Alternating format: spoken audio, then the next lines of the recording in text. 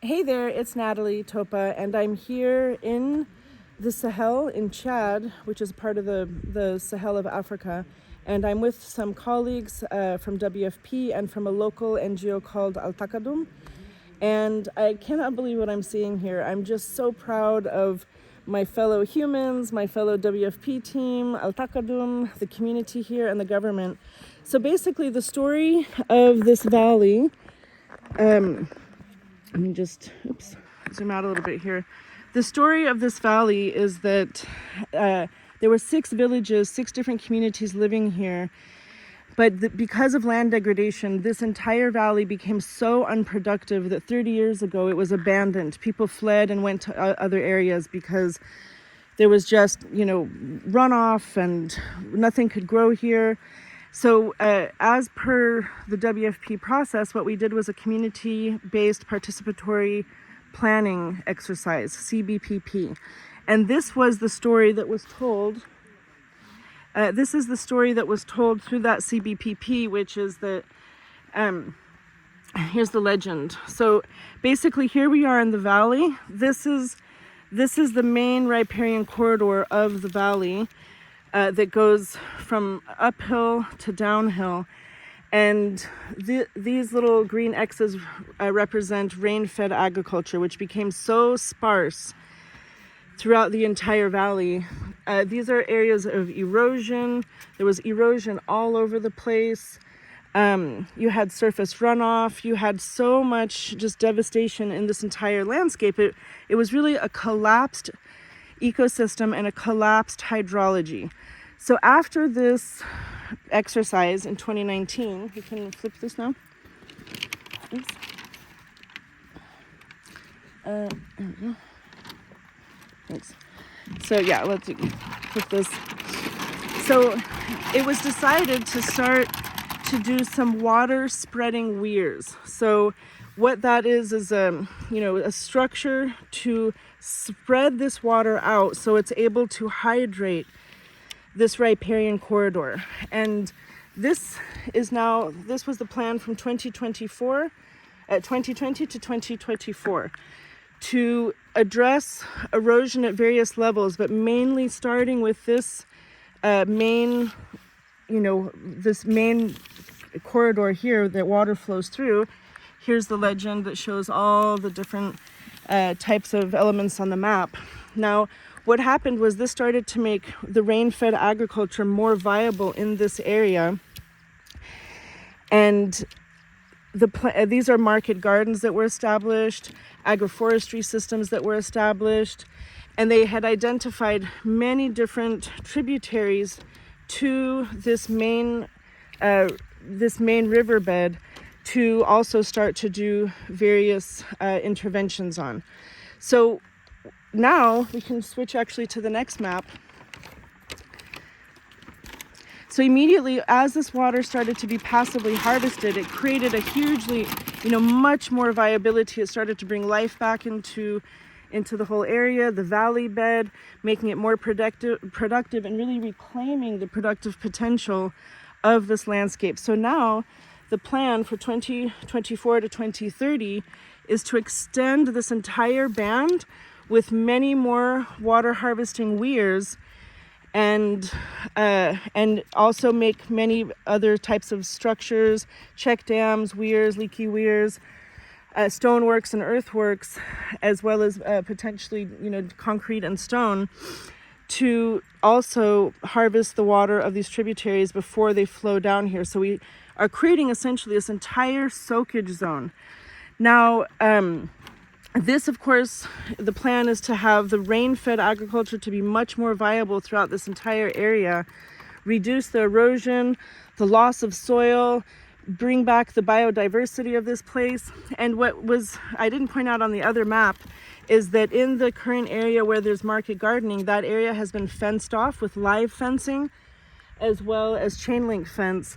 And what I want to show you is just so incredible, because this is the valley. This is one of the water spreading weirs. And what it has done is captured all of this water. It's spreading it across this landscape. You can see the chain link fence, so animals are not allowed in.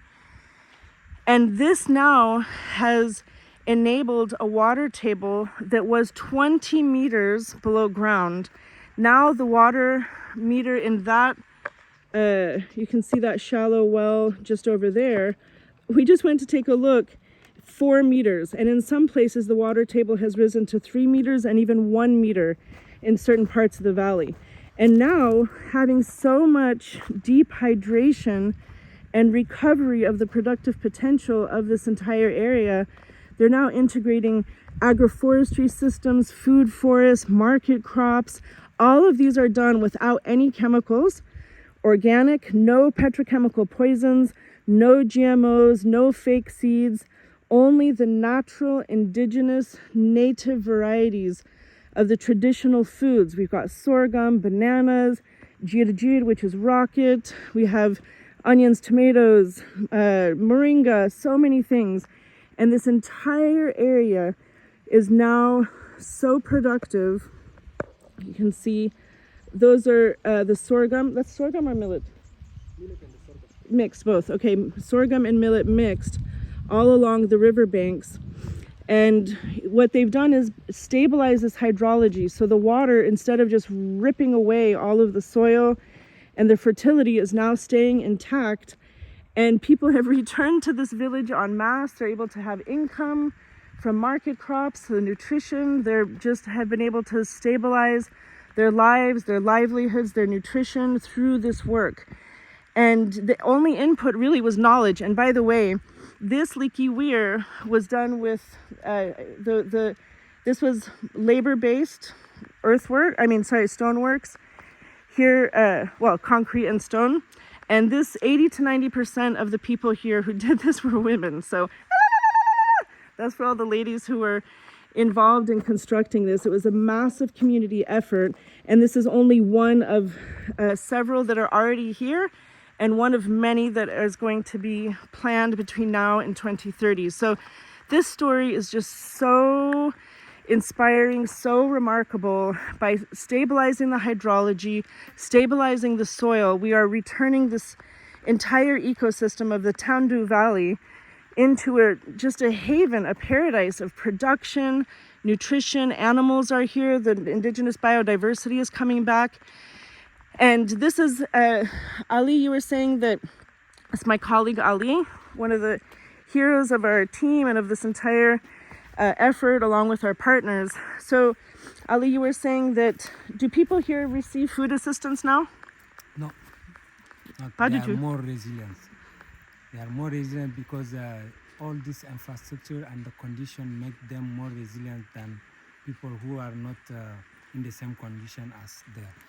So even though the seasonal crops is not very productive, they have the opportunity to harvest 3 or 4 more times thanks to garden activity and also some other activity. So what we observe that here in Tandou is that people are working here in the 6 villages are more resilient, because even if a shocks come due to agriculture and production, they will continue to grow their vegetables and to sell. One other important thing, as you say, is by using the compost and natural based solution, the legume, the vegetables cultivated here are more suitable and more preferred, tasty by the women who send the vegetable in the market. They come every time to buy some vegetable here. So people come here because they prefer the quality, vegetables here, yes. Same vegetables from here versus the market, because they're more delicious. Yes. Because the nutrients in the soil, Exactly. they're grown organically. Yeah. So let me just walk up the dam here. Yeah, so in some of the other areas that we've seen, the structures that have been made, the water is just pouring over brown, full of silt and eroded soils, which is just ripping off the, the fertile topsoils of the entire area. So here I am on top of this structure. And it's just so incredible to see how this entire story has been reclaimed. People have moved back and they have said, we don't need any food assistance. We're fine. We got this. Hold my beer. We've got some veggies. They're integrating fish ponds as well. They're going to use those fish ponds for the pond water for watering, doing fertigation to irrigate some of those crops. And I'm just going to walk into this little section here so you can see the variety of plants that are being done.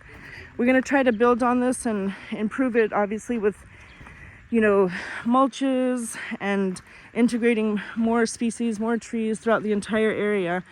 But we've got bananas, sorghum, cassava, eggplants, lemons, there's onions, we've got guava, we've planted mango trees, there's moringa. I mean, it's just, and everything is done perpendicular to the flow of water. So water will slow spread and sink here rather than eroding and running off. We want parking lots of water, not superhighways. And we talked about the 3 thieves of water. The 3 thieves of water being sun, wind, and slope. And we mitigate that by creating a perennial stability microclimate through the shade trees, doing compost with lots of organic material and soil organic carbon, as well as mulches, cover crops. So, we're still supporting the team to go to the next level and think about how to improve this. But the other thing I wanted to show, I really yelped with joy when I saw this. Here we've got mushrooms growing. And also right in here, you can see little baby mushrooms. And these are the engineers of the soil. They're breaking down the carbon that's in the compost and helping to turn that into fertility. And this also will help to drought proof, right? You've got all of the soil organisms are creating globulins and glues that retain water and soil moisture. So we always want to talk not only about water security, but moisture security. So of course, I always say if you can see the soil, the sun's eyes can see the soil, and the sun's eyes are sucking out all the moisture. So compost, mulch, cover crops, trees. And that's how we also reduce the temperatures. We were clocking the temperatures here, like outside of the beds, which is, it's not the very hot season right now, but this is 12 degrees hotter here than it is inside the beds. Moist soil is cool soil. And in a planet where we have global warming, our big exercise is to cool the heck down, cool everything down. And the only way we can do that is by harvesting water, moisture, and protecting it, with so many different measures. So you can probably tell I'm a bit activated because it's so exciting to see human ingenuity where really the only input is knowledge, right? We're not coming with, fake seeds and GMOs and things which make people vulnerable. You cannot give seeds to someone that they cannot save and reproduce and share and call that a resilience building. That's vulnerability building, different project, okay? No chemicals, only compost. They've got animals, they have manures. So partnership with the communities here, partnerships with nature. Don't forget, the soil is our biggest donor, okay? And we're partnering with the soil organisms. And that's the way to build resilience naturally, permanently, and sustainably. So hope you're as excited as I am. Bye.